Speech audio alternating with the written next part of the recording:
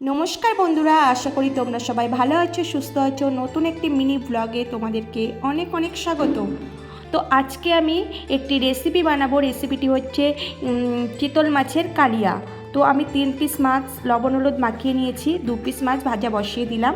তো 2 পিস মাছ আমার ভাজা হয়ে গেছে, এবার বাকি মাছটাও আমি ভেজে নেব।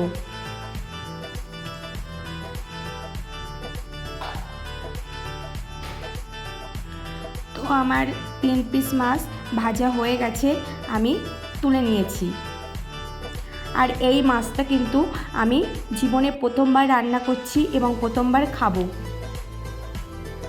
তো কড়াইতে মাছ ভাজার পরে অল্প একটু তেল ছিল, আমি আরেকটু তেল দিয়ে দিলাম। তেলটা গরম হয়ে গেলে এদিকে আমি মিক্সার ব্লেন্ডে পেঁয়াজ, আদা, রসুন, টমেটো পেস্ট করে রেখেছি, মশলাটাকে তেলের মধ্যে দিয়ে দিলাম।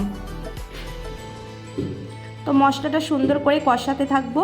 তো কিছুটা কষানো হয়ে যাওয়ার পরে আমি জিরে গুঁড়ো, মরিচ গুঁড়ো, ধনিয়া গুঁড়ো, লঙ্কার গুঁড়ো দিয়ে দিয়েছি। মশলাটা কিছুটা কষানো হয়ে গেছে, তেল ছেড়ে দিয়েছে, আরেকটু কষাবো। তা আমি পরিমাণ মতো লবণ হলুদও দিয়ে দিয়েছি।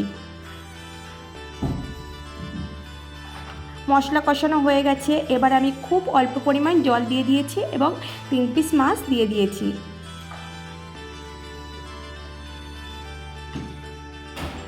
আর এটা কিন্তু বেশি ঝোল করব না, মাখা মাখা করব, কারণ এটা যেহেতু কালিয়া, বেশি ঝোল করলে ভালো লাগবে না।